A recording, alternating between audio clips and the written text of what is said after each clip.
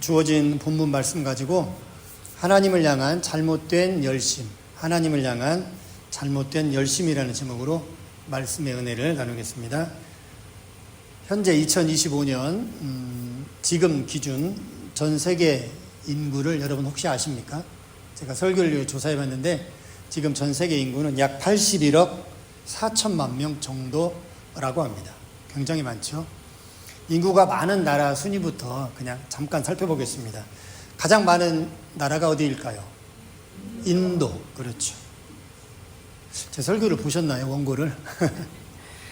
인도가 14억 6천만 명 정도라고 합니다. 그 다음에 중국 14억 명. 왜 이렇게 많은지 모르겠습니다. 그 다음에 미국, 우리가 살고 있는 미국 차이가 너무 많이 납니다. 3억 4천만 명.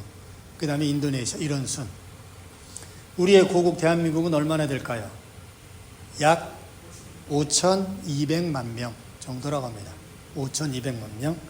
그 다음에 인구가 적은 나라 한번 볼까요? 설교 때문에 찾아보니까 정말 적더라고요. 로마의 바티칸, 시국 바티칸, 교황청이 있는 바티칸. 한 나라로 인정하더라고요. 저도 이번에 처음 알았습니다. 네. 바티칸이 약 800명. 800만 명이 아니라 800명. 세계에서 가장 적은 인구 나라. 그 다음에 나우루라는 나라가 1만 명, 투발루 11,000명, 팔라우 1만 8,000명. 여러분 나우루하고 투발루 어디 있는지 아세요? 저도 몰라요. 저도. 팔라우는 어디 있는지 아는데 어디 있는지 모르겠습니다. 한 1만 명 정도 나라입니다. 그렇다면 여러분 노아의 홍수 당시 전 세계 인구는 몇 명이었을까요? 노아의 홍수 당시. 제가 청빙 설교 왔을 때 노아의 홍수 설교했죠. 그때 살짝 말씀드렸는데 이렇게 설교 내용을 기억하지 않아 주셔야 제가 설교를 할 수 있습니다. 다 기억하시면 아이템이 자꾸만 떨어져요. 노아의 홍수 당시 전 세계 인구는 성경학자들, 창조과학회 학자들이 얘기하기를 약 30억 명 정도라고 합니다. 30만 명이 아니에요. 30억 명 정도. 지금은 약 81억 명. 근데 자세히 보면 아담과 하와 2명으로 시작해서 30억 명, 그 다음에 8명 빼고 하나님께서 다 쓸었죠. 그리고 8명으로 시작해서 지금의 81억만 명. 이게 맞대요. 창조과학회, 그 다음에 사회과학자들, 지질학자들, 여러 분야의 학자들이 모여서 연구를 해본 결과 지구의 연대, 그 다음에 각종 흑사병, 전쟁, 그 다음에 출산율, 사망률 이런 모든 것들을 계산해 보니까 거의 90% 이상이 맞다는 통계가 있더라고요. 여러분 놀랍지 않습니까? 아담과 하와로 시작해서 30억 명, 8명으로 시작해서 81억 명. 이게 지구의 나이와 연대기와 거의 90% 이상 흡사하다는 그런 신학적인 연구 결과가 있습니다. 그것은 하나님께서 세상 만물을 창조하셨고 지금도 운행하신다는 결정적인 증거입니다. 그렇다면 인구조사는 여러분 왜 할까요? 인구조사는 제가 찾아보니까 국가의 발전입니다. 첫째는 국가의 발전과 둘째는 그 나라 국민들의 안전과 평화를 위해서. 이게 가장 큰 목적이더라고요. 또 경제적인 어떤 통계를 내기 위해서, 그 다음에 중요한 거 국가를 운영하려면 세금이 있어야 되겠죠. 세금을 걷기 위해서. 또 중요한 거 국가를 지키기 위해서는 군사력, 군대를 조직하기 위해서. 그 다음에 국가의 중장기적인 계획을 세워서 국가를 운영하기 위해서 인구조사를 한다고 합니다. 종합해보면 인구조사를 하는 가장 본질적인 중요한 이유는 국가를 지키는 것입니다. 어떤 것으로? 돈과 힘으로. 이게 가장 큰 목적이에요, 사실은.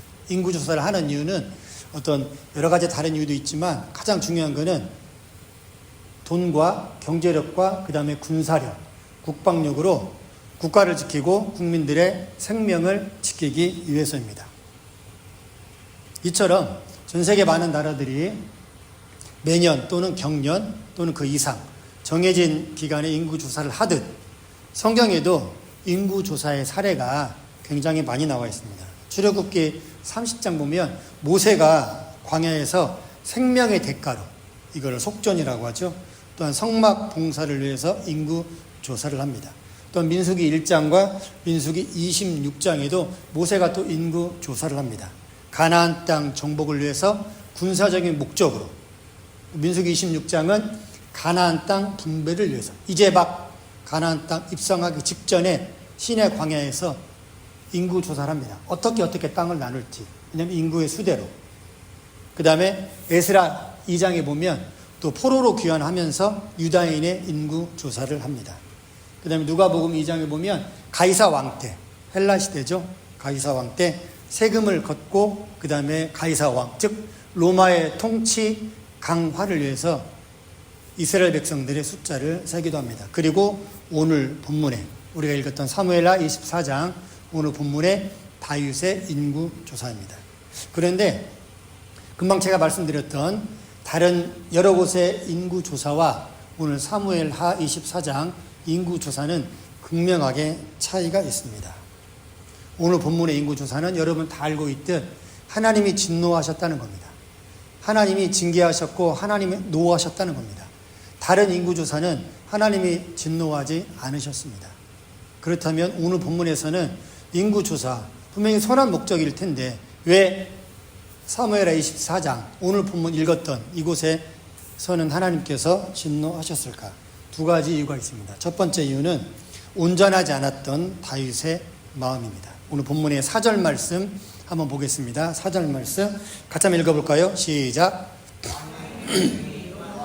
군대의 사령관들을 재촉한지라 요압과 사령관들이 이스라엘 인구를 조사하려고 왕 앞에서 물러나. 아멘. 요압과 군대 사령관들을 다윗은 재촉합니다. 여러분, 재촉한다는 말은 무슨 말이죠? 마음이 급하다는 거죠. 굉장히 서두른다는 겁니다. 다윗은 무언가 자신이 계획했던 어떠한 목표를 달성하고 이루기 위해서 요압과 군대 장관들에게 빨리빨리, 한국 사람들이 굉장히 좋아하는 단어죠. 빨리빨리 무언가를 재촉하고 있습니다. 이 말은 다른 말로 바꿔 말하면 다윗이 무언가 심리적으로 쫓기고 있다는 말입니다. 쫓기고 있다는 말. 3절 말씀 같이 한번 읽어볼까요? 24장 3절 말씀 시작. 요압이 왕께 아뢰되 이 백성이 얼마든지 왕의 하나님 여호와께서 100배나 더하게 하사 내주 왕의 눈으로 보게 하시기를 원하나이다. 그런데 내주 왕은 어찌하여 이런 일을 기뻐하시나이까 하되. 아멘. 군사령관 요압이, 군사령관은 군대 참모총장, 이 정도로 생각하시면 됩니다. 요압이 급하게 진행하려는 다윗 왕을 제어합니다. 브레이크를 걸죠. 요압은 이렇게 말하죠. 본문의 3절에 보면 하나님이 함께 하시고 하나님의 축복이 있을 텐데, 하나님의 100배나 더하시는 그런 엄청난 축복을 하실 텐데 왕이여 이거 하지 마시죠. 이 말입니다. 3절은. 요압은 이때 3절 말씀에 진심 어린 충고를 합니다. 왕에게. 하나님이 기뻐하시지 않고 하나님이 축복하지 않는 그러한 방법입니다. 그러한 인구조사입니다. 그런데 다윗의 귀에는, 아니 다윗의 마음에는 전혀 들리지 않았던 것입니다. 뭐가? 하나님의 축복이, 하나님의 함께 하심과 하나님의 축복이 다윗은 들리지 않았습니다. 왜냐하면 다윗의 마음은 이미 급했기 때문에, 이미 요압을 재촉하고 있었고 빨리 해라, 잔소리 말고 내가 시키는 대로 빨리 가서 인구 조사를 하라는 것이었습니다. 그렇다면 다윗은 인구 조사를 왜 이렇게 급하게 하기를 원했던 것일까요? 오늘 본문의 8절과 9절을 보겠습니다. 8절 제가 읽고 9절 여러분들 읽겠습니다. 8절 제가 봅니다. 그들 무리가 국내를 두루 돌아 9달 20날 만에 예루살렘에 이르러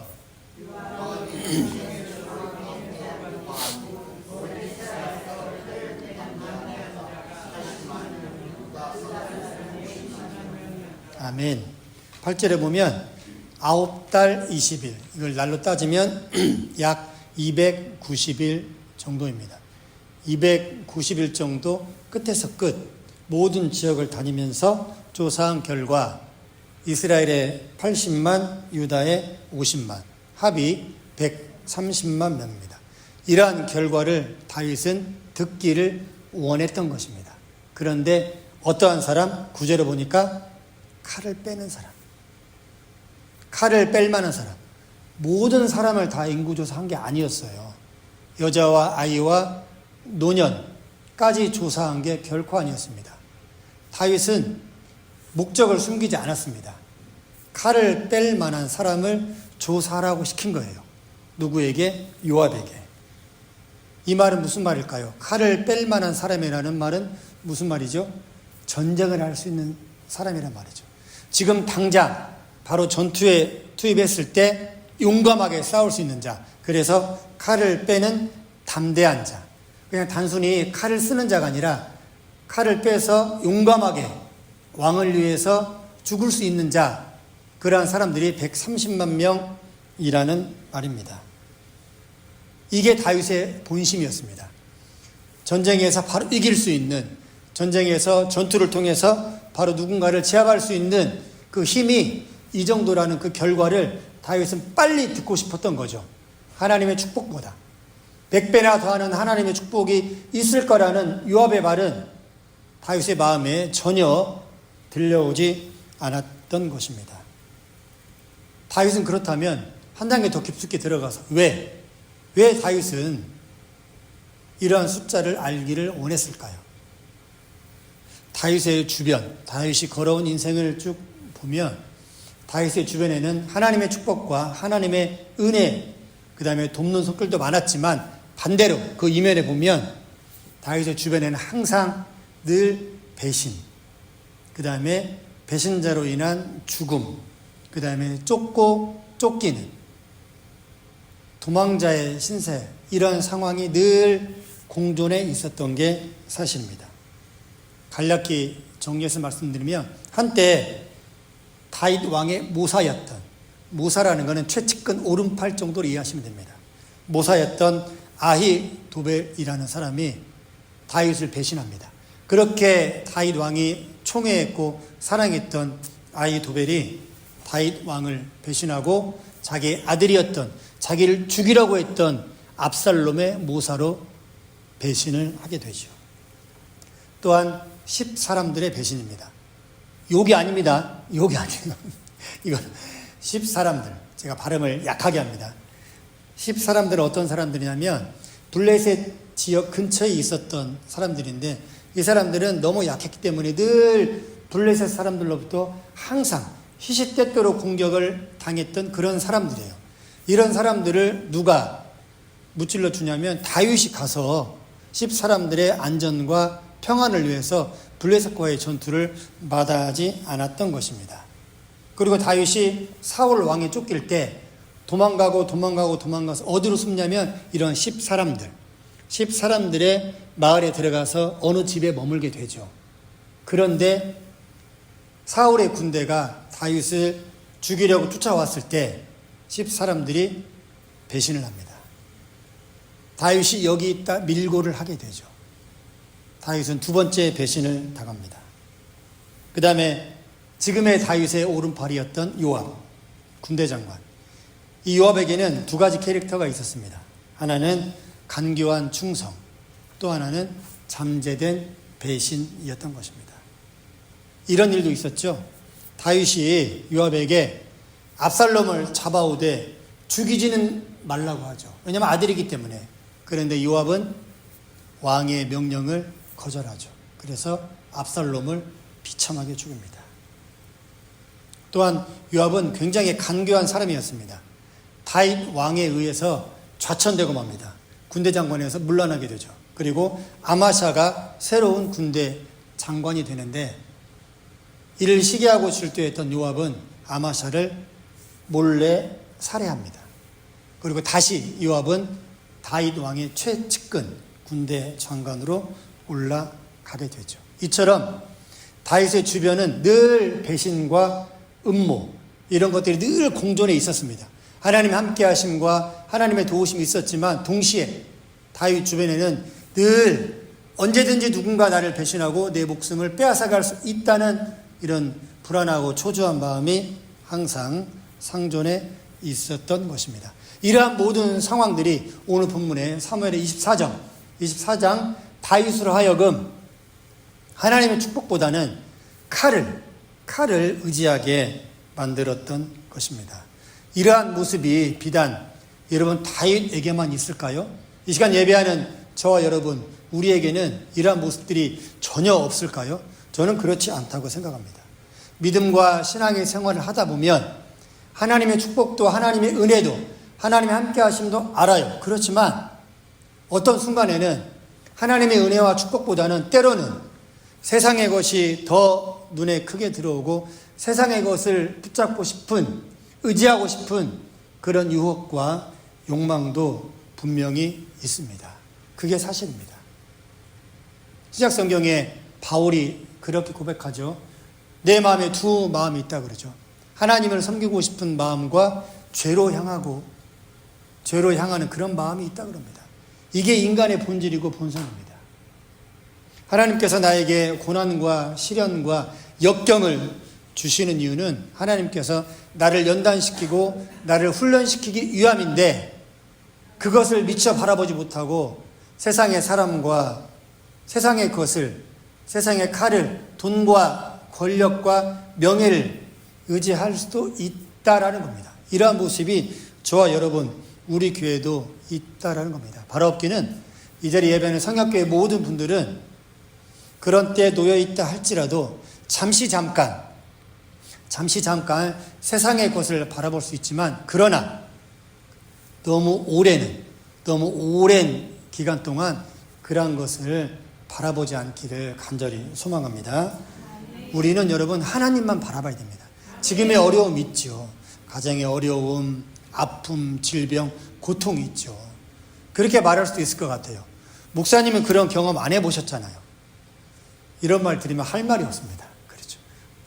내가 그 고통, 여러분 한 10년, 20년 아파보세요. 누구한테 말할 수가 없습니다. 그 고통과 아픔, 이루 말할 수가 없죠. 또 배우자, 또 부모의 중병, 부모의 장병, 기인병을 수발하는 옆에서 내조하고 간호하는 돌보는 사람들의 입장, 경험해보지 못한 사람은 정말로 말할 수 없을 것 같습니다. 이 자리에 혹시 그런 분들이 계시다면 하나님 은혜 가운데, 하나님 평안 가운데 새롭게 일어서시기를 간절히 소망합니다. 두 번째, 하나님께서 진노하셨던 두 번째 이유는 다윗의 불순한 동기였습니다. 오늘 본문의 1절 말씀 같이 한번 읽겠습니다. 시작. 여호와께서 다시 이스라엘을 향하여 진노하사 그들을 지키시려고 다윗을 격동시키사 가서 이스라엘과 유다의 인구를 조사하라 하신지라. 1절 말씀만 보면 다윗을 격동시키사, 다윗을 뒤에서 부채질한 사람이 누구라고요? 아니, 사람이 아니라 부채질한 분이 누구라고요? 하나님 같아요. 1절 보면 하나님입니다. 그럼 다윗은 책임이 없어요. 왜냐하면 하나님이 시켰으니까. 모든 문제의 근원이 하나님 같아요. 역대상 21장 1절 말씀 보면 이런 말씀이 있습니다. 같이 한번 읽을까요? 시작. 사탄이 일어나 이스라엘을 대적하고 다윗을 충동하여 이스라엘을 계수하게 하니라. 같은 본문입니다. 같은 상황이에요. 사무엘하 24장 1절에서는 하나님의 격동시키사 이렇게 말씀하고 있는데 역대상 21장 2절을 보면 사탄이 일어나 이스라엘을 대적하고 다윗을 충동하여, 역대상에는 사탄에게 그 책임을 묻습니다. 그런데 사무엘하 24장에는 애매하게 번역이 되어 있어요. 이해를 돕기 위해서 출애굽기 4장 21절 말씀 보겠습니다. 같이 읽습니다. 시작.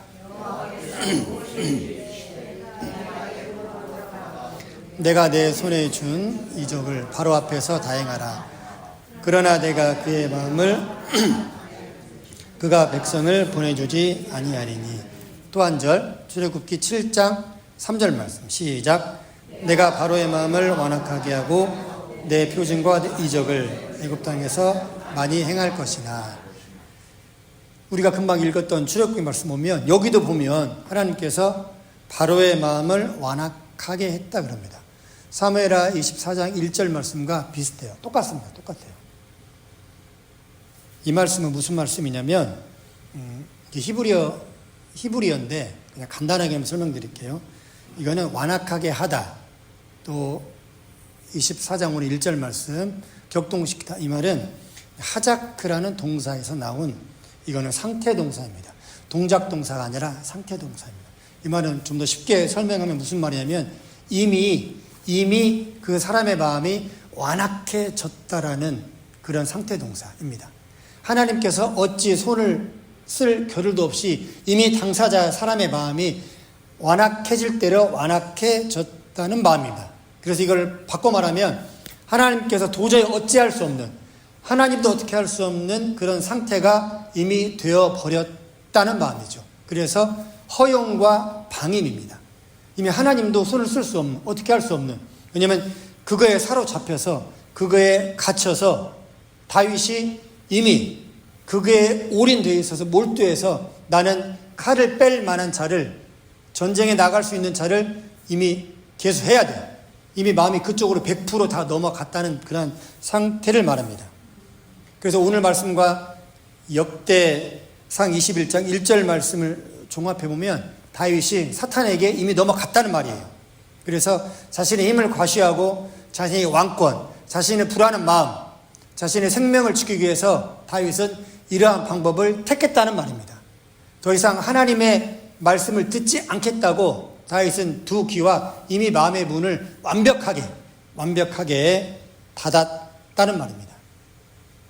다윗은 보이지 않는 하나님을 의지하지 않고 보이는 힘, 눈에 보이는 군사력을 의지했다라는 말이죠. 신약성경 고린도후서 4장 18절은 이렇게 말합니다. 제가 읽어드리겠습니다. 우리가 주목하는 것은 보이는 것이 아니요 보이지 않는 것이니 보이는 것은 잠깐이요 보이지 않는 것은 영원함이라 그럽니다. 너무나 정확한 말씀이죠. 여러분 눈에 보이는 게 전부일까요? 그렇지 않습니다. 여러분 바람이 눈에 보입니까? 여러분 공기가 눈에 보입니까? 그러나 우리가 바람이 분다는 걸 어떻게 할 수 있죠? 나뭇가지 흔들림, 깃발의 흔들림, 머리카락의 흩날림으로 알 수 있는 거죠. 다윗은 눈에 보이는 것만 주목했던 겁니다. 세상에 보이는 것만. 그렇기 때문에 다윗은 칼과 권력과 힘을 의지했던 것입니다. 그런데 한창 소년이었을 때, 10대였을 때 다윗은 멋있었습니다.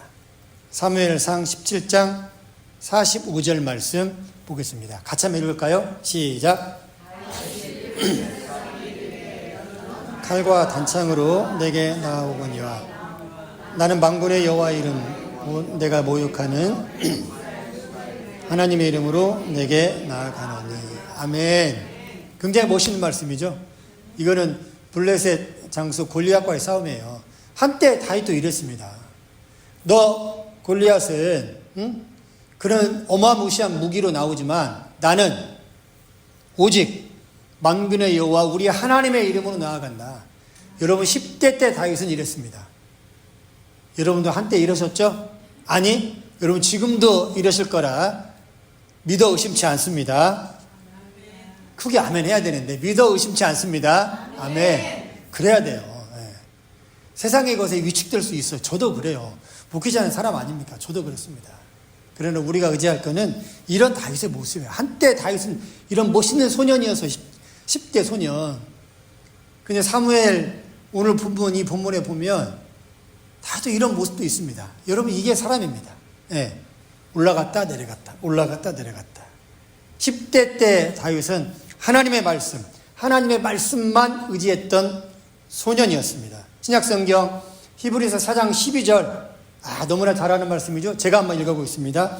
하나님의 말씀은 살았고 운동력이 있어 좌우의 날선 어떤 검보다도 예리하여 혼과 영과 및 관절과 골수를 찔러 쪼개기까지 하며 또 마음의 생각과 뜻을 감찰한다 그럽니다. 할렐루야. 아멘. 그렇습니다. 여러분 이게 하나님의 말씀의 능력입니다. 하나님의 말씀이 세상의 것을 이긴다. 세상의 모든 것을 이긴다라는 말이에요. 이 말씀을 우리는 알아요.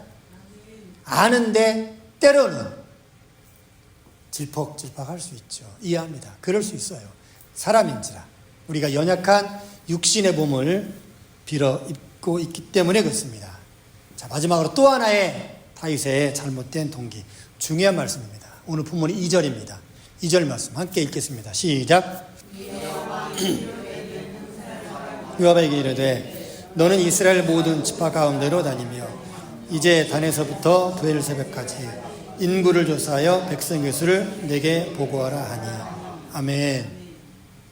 오늘 설교의 가장 중요한 부분입니다. 다윗은 인구 조사를 누구에게 시켰습니까? 요압. 요압의 직책은 뭐죠? 군사령관이에요. 성경의 인구 조사는 아무나 할 수 없었습니다. 성경의 인구 조사는 오직 레위 지파만 할 수 있었어요. 그 다음에 레위 지파를 돕는 레위인들만, 제사장, 레위 지파를 지파를 돕는 제사장을 돕는 레위 지파들만 할 수 있었습니다. 그런데 다윗은 누구를 시켰죠? 군사령관 요압을 시켰습니다. 이게 결정적인 차이였습니다. 이게 여러분 아까 제가 서두에 모세 말씀드렸죠? 모세는 어떤 지파일까요? 레위 지파입니다. 레위 지파. 다윗은 유다 지파죠. 네. 인구조사는 하나님의 말씀 신명기와 레위기에 보면 오직 레위 지파, 레위인들, 제사장만 할 수 있었습니다. 다윗은 이걸 실수한 거죠. 다윗은 군사령 요압은 무슨 지파인 줄 아세요? 아무 지파도 아니에요. 요압은 아무 지파도 아닙니다. 하나님의 12지파에 속한 사람이 아니에요. 요압은. 이게 다윗의 잘못된 마음이었어요. 오늘 설교의 가장 중요한 겁니다. 그렇기 때문에 다윗은 요압을 빨리 재촉한 거죠. 그래서 칼을 뺄 만한 사람을 계수하라 시킨 겁니다. 여러분 그렇습니다. 우리가 하나님 앞에 믿음의 생활, 신앙의 생활을 하다 보면 때로는 여러 가지 많은 일 가운데 처음 시작했던 동기와 다르게 중간의 과정이 또는 결과가 변질될 수도 있습니다. 그럴 수 있습니다. 온전하지 않은 동기와 또 순수한 목적이 아닌 그런 마음으로 간혹 변질될 수도 있습니다. 우리의 마음과 계획했던 의도와 다르게 곁길로 갈 수도 있어요. 그렇다면 여기서 끝입니까? 다른 길로 왔으면 끝? 이제 하나님과의 끝? 하나님의 말씀 은혜 더 이상 단절? 아니죠. 사무엘하 24장 10절 보면 제가 읽어드리겠습니다. 다윗이 백성을 조사한 후에 그의 마음에 자책하고 다윗이 여호와께 아뢰되 내가 이 일을 행함으로 큰 죄를 범하였습니다. 여호와 이제 간구하옵나니 종의 죄를 사하여 주옵소서. 내가 심히 미련하게 행하였습니다. 다윗은 회개합니다. 여러분 이게 다윗이에요. 자신의 죄를 인정하고 하나님 앞에 자복하고 나아갑니다. 그런데 다윗은 이 죄의 대가를 겸허하게 받습니다. 이 잘못된 인구 조사로 다윗은 어떠한 벌을 받게 되죠? 7만 명이 7만 명. 여러분 7만 명이 온역으로 전염병으로 7만 명이 죽습니다. 어마어마한 여러분 7만 명의 여러분 시체를 한번 보셨습니까? 이 엄청난 숫자입니다. 7만 명의 숫자가. 한두 명, 1, 20명도 아니고 7만 명이라 단 3일 만에. 3일 만에. 그리고 다윗은 또다시 하나님께 회개함으로 나아가죠. 24장 25절. 같이 한번 읽겠습니다. 시작. 그곳에서 여호와를 위하여 제단을 쌓고 번제와 화목제를 드렸더니 이에 여호와께서 그 땅을 위한 기도를 들으시매 이스라엘에게 내리는 재앙이 그쳤더라. 아멘. 다윗은 선지자 갓의 충고를 받아들여서 하나님 앞에 회개하고 아라우나의 타작마당에서 번제와 화목제를 드림으로 하나님께 회개함으로 나아갑니다. 이럴 때 하나님은 다시금 다윗을 품어 안으십니다. 사랑하는 성약 장로교회 성도 여러분, 우리는 연약합니다. 우리는 연약하고 우리는 나약합니다. 때로는 넘어지기도 합니다. 우리 반주자 앞으로 나오시죠. 네. 우리는 때로는 칼과 힘을 눈에 보이는 것을 의지하기도 합니다. 그러나 잠언 말씀에 보면 하나님께서 찾으시는 의인은 죄를 짓지 않는 사람이 아니에요. 7번 넘어져도 8번째 다시금 일어서는 자, 그 사람을 가리켜서 하나님은 의롭다 칭하십니다. 죄를 짓지 않는 사람이 의인이 결코 아닙니다. 7번 넘어져도 8번째 다시 일어서는 사람, 또다시 8번 넘어져도 그 다음에 9번째 다시 하나님의 도우심을 구하면서 일어서는 사람은 그 사람의 의인입니다. 바라옵기는 우리 성악교회 모든 성도분들이 이런 분들 되면 좋겠어요. 이런 분들. 하나님이 찾으신 사람, 하나님의 도우심을 구하는 사람, 이런 사람 되면 좋겠습니다. 우리 이 시간 자리에 함께 일어나겠습니다. 우리 좋으신 하나님 찬양하면서 찬양 후에 함께 통성으로 기도하고 축도함으로 예배 마칩니다. 우리 좋으신 하나님 함께 찬양합니다.